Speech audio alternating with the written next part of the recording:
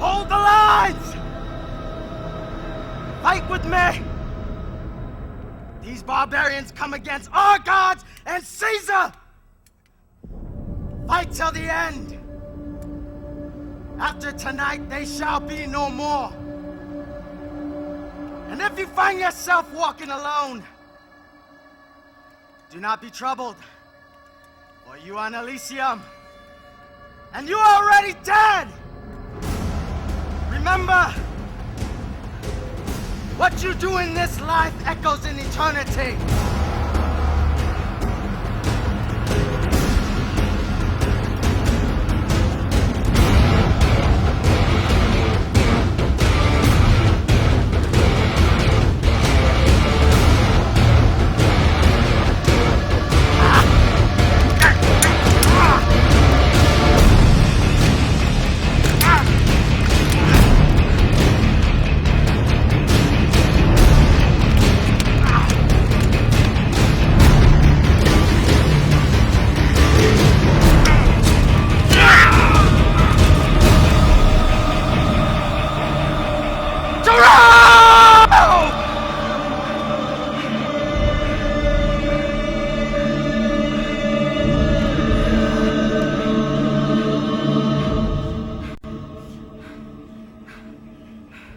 Sir, Caesar, he has summoned you.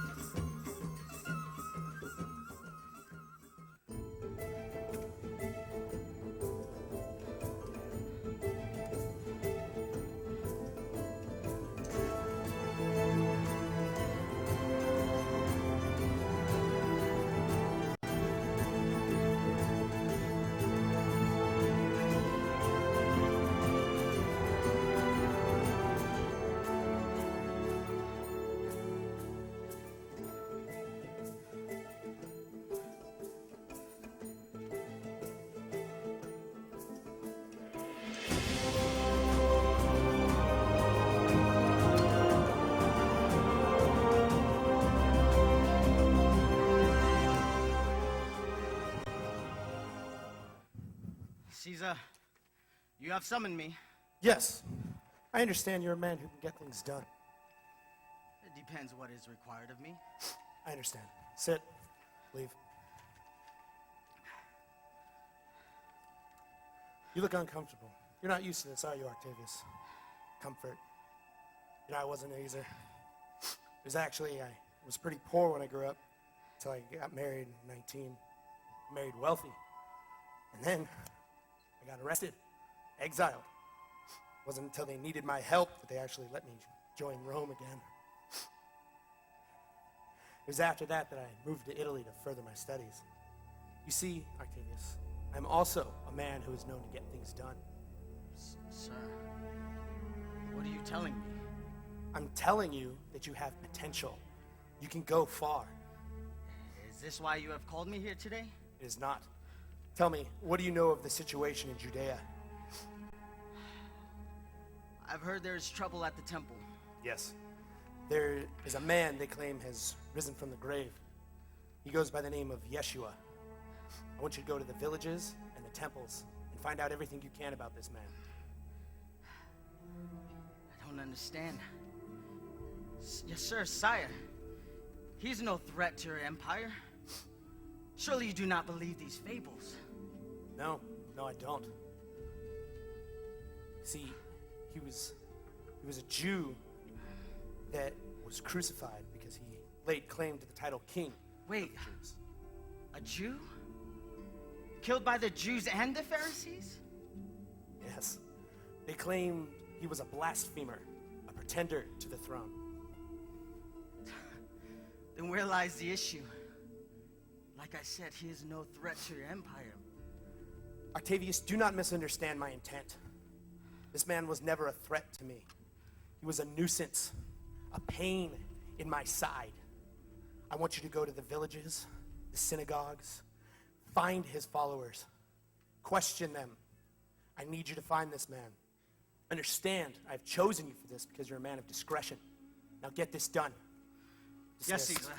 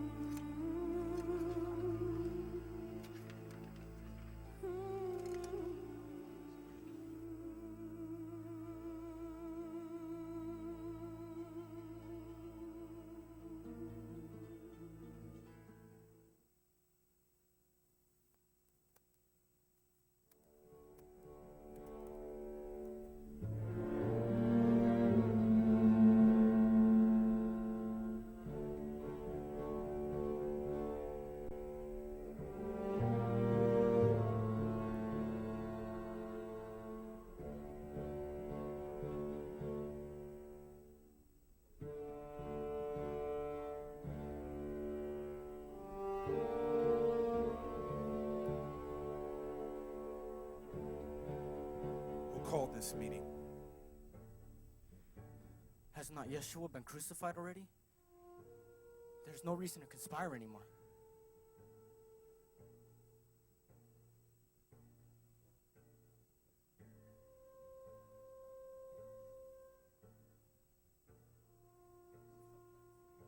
We shall kill the disciples. We shall kill each one of them. We knew each one of their names. Now this? What? The bodies disappeared? No. That's impossible. No, this can't be. I was there when they laid him in the tomb. I watched them roll the stone over it. They even placed guards in front of it. It was supposed to be over. But even after death, he still gives us problems. This Messiah. So what now? The Romans have hired one of their men, a certain centurion, to investigate the situation. I remember Yeshua saying something that even after death, his body will rise. But word has already spread amongst the Jews and the Romans that this body has disappeared. Do you know what this means? If the Romans find out, they'll kill us. We'll be done. So what do you want us to do? You want us to just kill another man? No. We can't do that. Just another murder?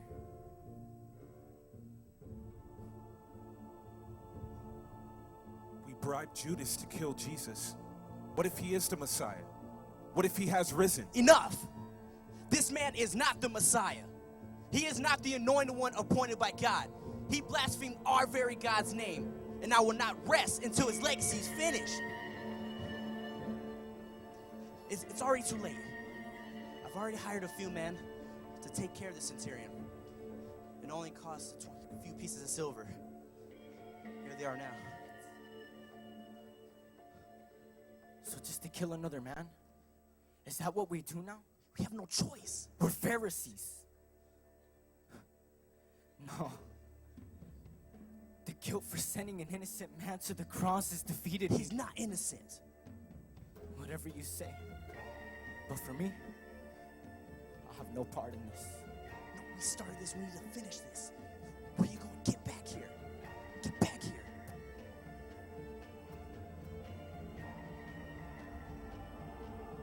Here's your silver. One Roman centurion? You must be desperate to stop the word of Yeshua's body disappearing. You Pharisees. You have no honor! But consider it done. Just get the job done.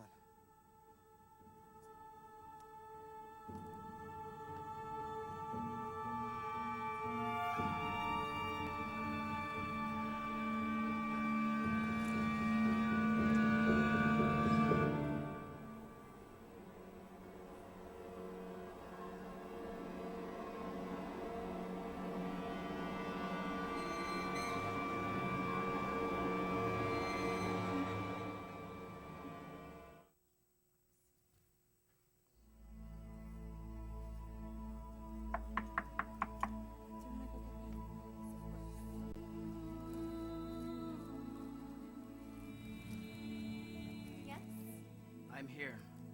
I'm looking for Mary, mother of Yeshua. Yes, Mary, there's a Roman soldier here to see you. Oh, bring him in, please.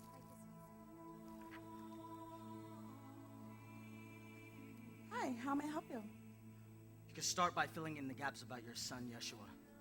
Have a seat. Would you like something to eat, to drink? No, thank you. I have been everywhere, looking for a missing body, questioning. And yet, everything I come across, they just don't make sense. They can't be real. Nothing makes sense anymore. They even say he was born of a virgin. Huh. Yes. The Lord sent an angel to me and said that I had found favor with the Lord and that he had chosen me to carry his son. So you became with a child? What did you tell your family? My family? I had to tell Joseph, my betrothed. Your betrothed? Did he believe you? Not at first. It was real scary. He could refuse to marry me, have me stoned. But thankfully, the Lord had chosen Joseph as well. And he sent an angel to him in a dream.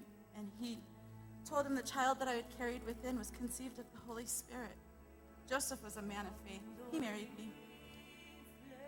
I find that so hard to believe. What was Yeshua like as a child? He was perfect. And I'm not saying like he was perfect, like all my kids were perfect. He really was perfect. This one time, we went out to the synagogue and we lost him for 3 whole days. We had to go back and find him, and he was at the feet of the rabbis, listening and learning. He rebuked me when I got upset with him. It reminded me of God's plan for him. He said he was about his father's business.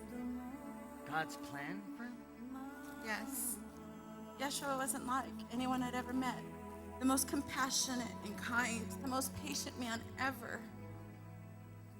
Nothing in his life is by chance. God had orchestrated every single part of his life. Things don't just happen with and around him. Was he a preacher? A prophet? A soldier? They say he was king of the Jews. I mean, but what was his skill set like? His skill set? Joseph had trained all my boys to be carpenters. Yeshua, of course, was called for something more.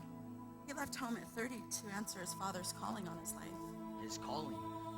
Oh, yes. Is that when the Pharisees and Sadducees became angry with him? Not at first. You've heard of John the Baptist. Well, he's Yeshua's cousin. Yeshua went to him to be baptized, and that's really when his ministry began.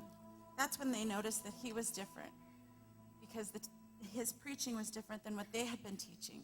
John's preaching was different. And that's really when they got angry, started calling him a blasphemer.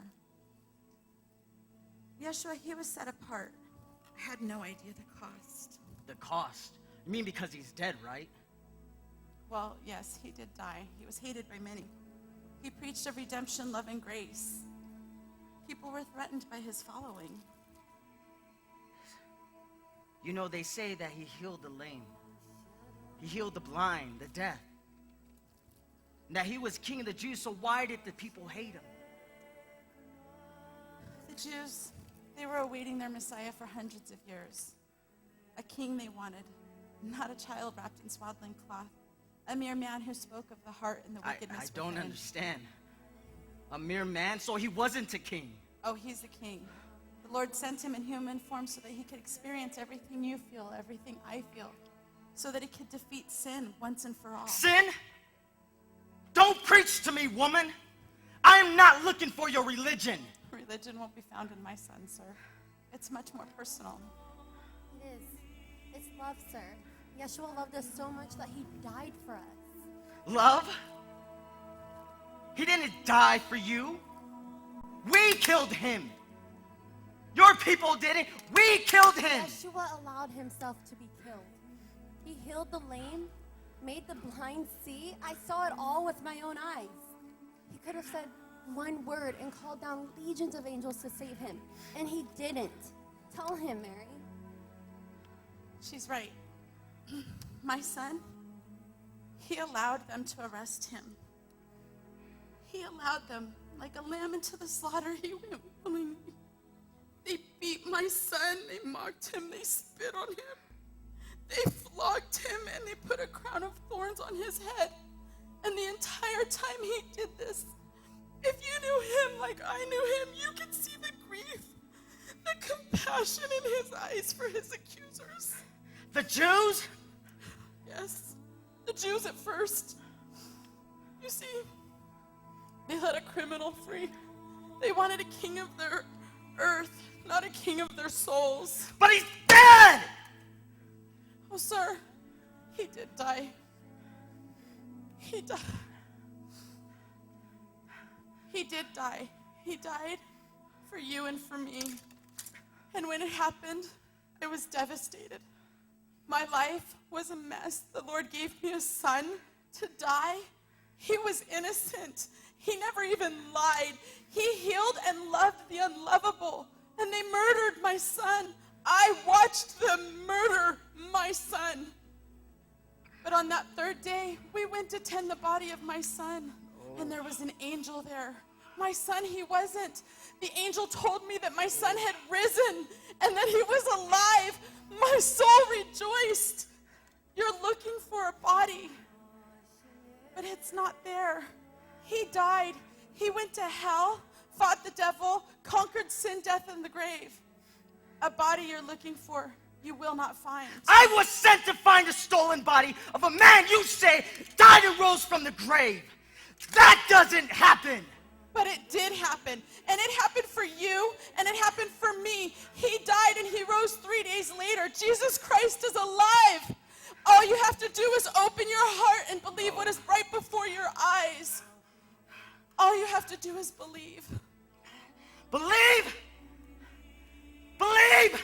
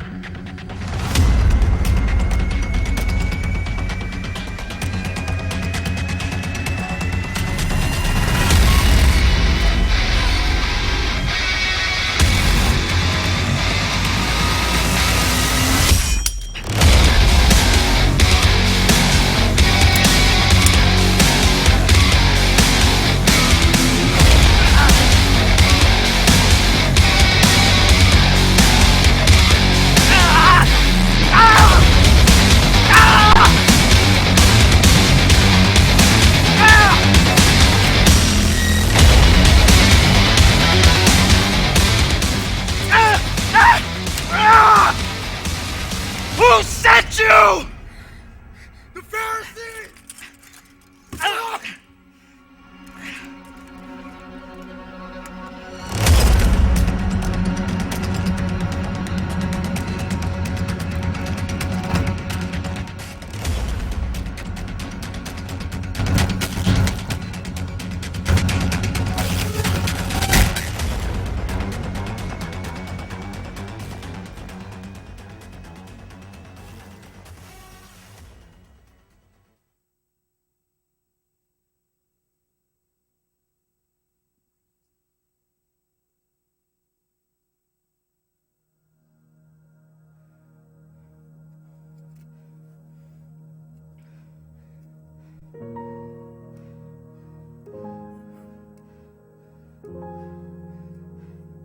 I'm looking for a man named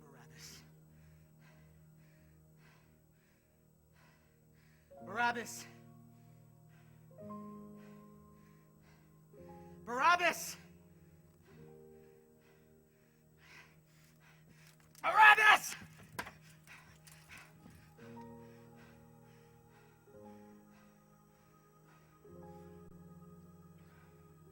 I am Barabbas. What do you want? You are Barabbas, right? The one that was chosen over Yeshua? The thief? The murderer? You are not that man. You look like a defeated man. Not a thief. Nor a murderer. I'm all those things. But what do you want with me, bro? Yeshua, his body is missing. Figures. But again, Roman, what does that mean? What do you want with me? You were put before your people. And even when they knew who you were and what you've done, they chose you. Why? Why did they choose you? Who did you know? Who did you bribe? Why was Yeshua chosen to die when you rightfully deserved it? I don't know! I don't know, Roman. I've asked that question over and over again. Why was I chosen? A thief, a murderer, a liar. Why was I chosen? Come up with the same answer every time. I don't know. You see, Roman, any ordinary man given the chance to live would beg for it. Would beg. Would beg. I stood there after leading an insurrection that came to no avail in my jail cell. And the Romans come to me. Barabbas, Pilate has given you a chance to live. He is placing you before your people so they will choose. I knew I wasn't going to be chosen. But still, any ordinary man given that chance would beg for it. So they took me, and I could hear the crowd going. I could hear the murmuring. And in my head, I began to wonder, what am I going to say to these people? How am I going to plead my case? The people that I murdered, that I stole from, what am I going to say? It didn't matter. I was still given a chance. I stood before the people. Before I could even say anything, before I could plead, before I can yell, they yelled, "Give us Barabbas! We want Barabbas! Give us Barabbas!" With hate in their eyes, they said, "Give us Barabbas!" I stood there amazed and shocked. I looked at the other man, and he was already beaten, broken. This man, Yeshua,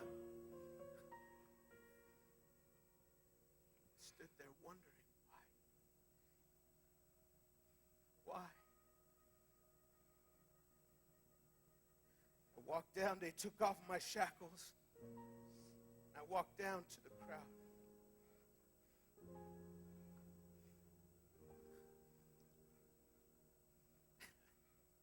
That's when I realized. That's when I realized that it wasn't this. That it wasn't the people. It wasn't them yelling, "Give us Barabbas." It wasn't Pontius Pilate.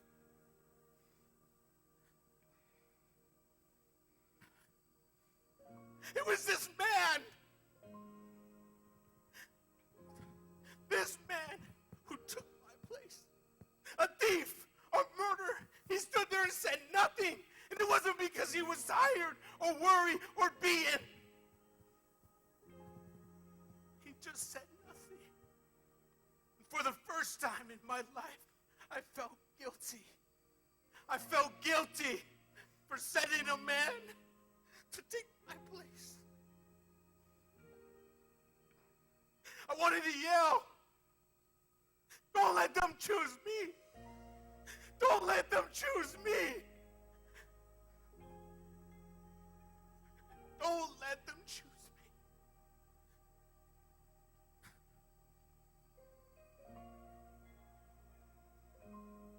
So again, Roman, I don't know why you chose me. Because I deserve the cross. I deserve death. You still deserve death.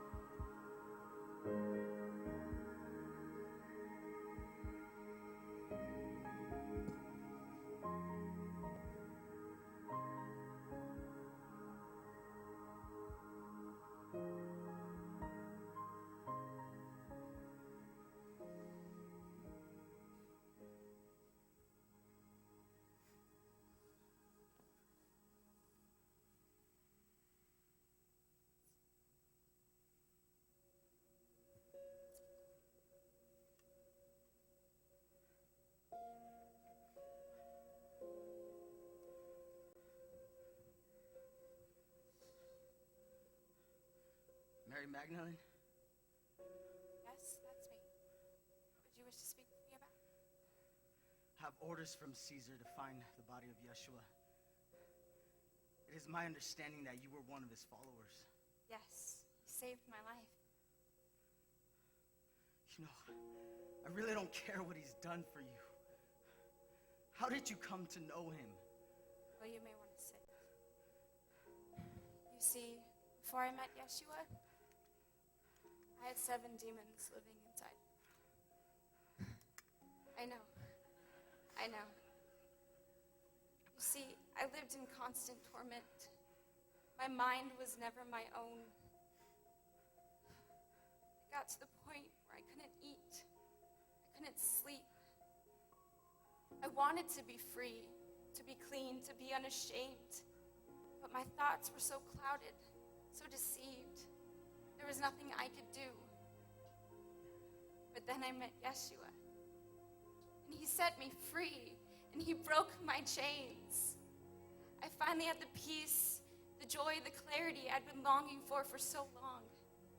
So from that moment on, I followed him anywhere, supported his ministry any way I could. I owe him my life, and I want to be a part of everything he does. That is all very well, but that doesn't concern me. I need to find his body, and your story does me no good. Were you at his crucifixion? Yes, I was there. And it was the worst day of my life. I was present at Pilate's hall, and they chose that murderer Barabbas over Yeshua. Yeshua was innocent. He never did anything wrong. All he did was heal, save people, set them free. And I was there when they dragged him through the streets with that crown of thorns on his head. And they mocked him, and they beat him. He was so bloody. And my heart, it broke when they nailed his hands and his feet to that cross. And they hung him there between two thieves. And I ran to him and I touched his feet. And all I could think about was that should be me. I deserve that cross, not him.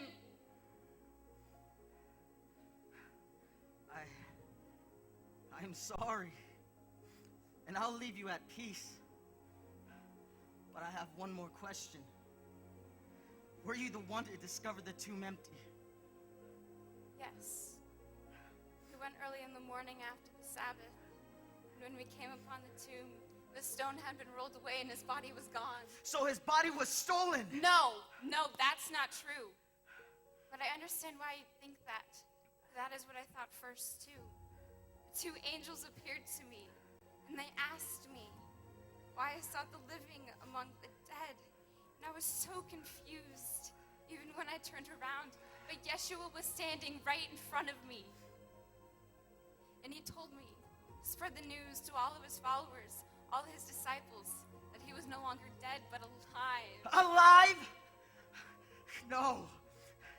This is why I must find his body immediately to stop these rumors from spreading across the land.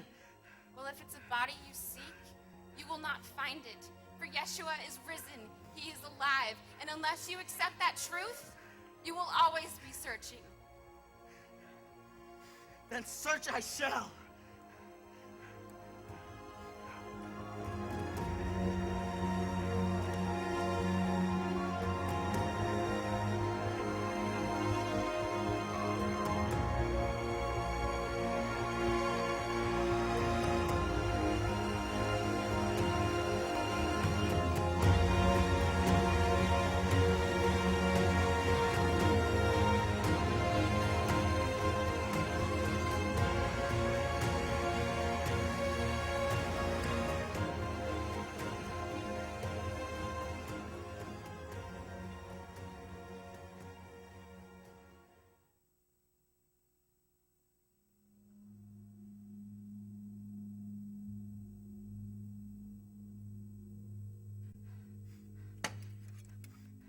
I'm looking for the body of Yeshua. It is my understanding that he would visit this home frequently. Yes. Why does it matter to you? I'm here to find the body so his followers cannot claim he has risen. But do you desire the truth?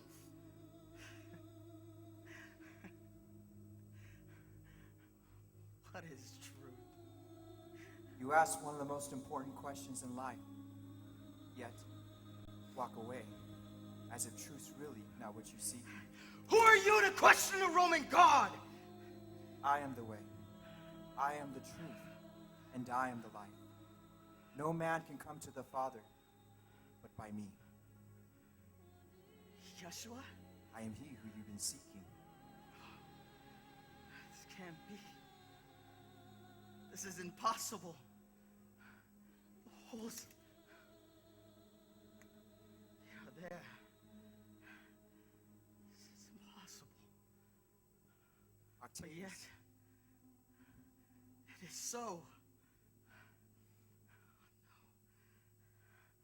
Octavius, for God my Father so loved the world that he sent me, that whosoever believes in me shall not perish, but have everlasting life. For God my Father didn't send me into the world to condemn it, but that the world through me might be saved. I don't understand. I've been questioning your followers and in turn learning of your life. Everything you stand for goes against what I fought for. Everything I have believed. This can't. dedicated my life to Rome. Everything I've done was for the glory of Rome.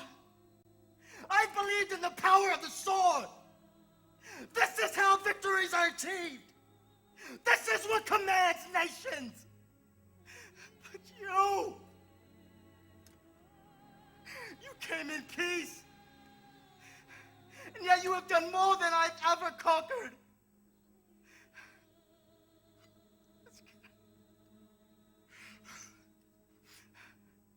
Even your own people has rejected you.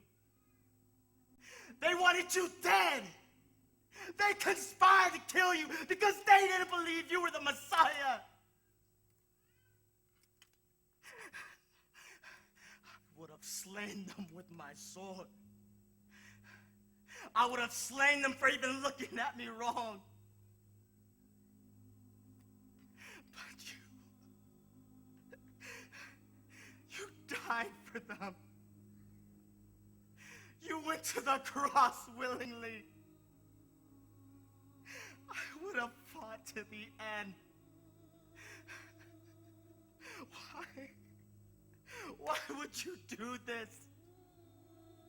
For you, Octavius. For them that rejected me. For those who choose to believe in me. Octavius, come to me. You who are heavy laden and carry many burdens. For I will give you rest. You've been carrying a burden for a long time. It is time for you to come to me. For I am the resurrection and life. He who comes to me, though he may die, he shall live forever. For I have risen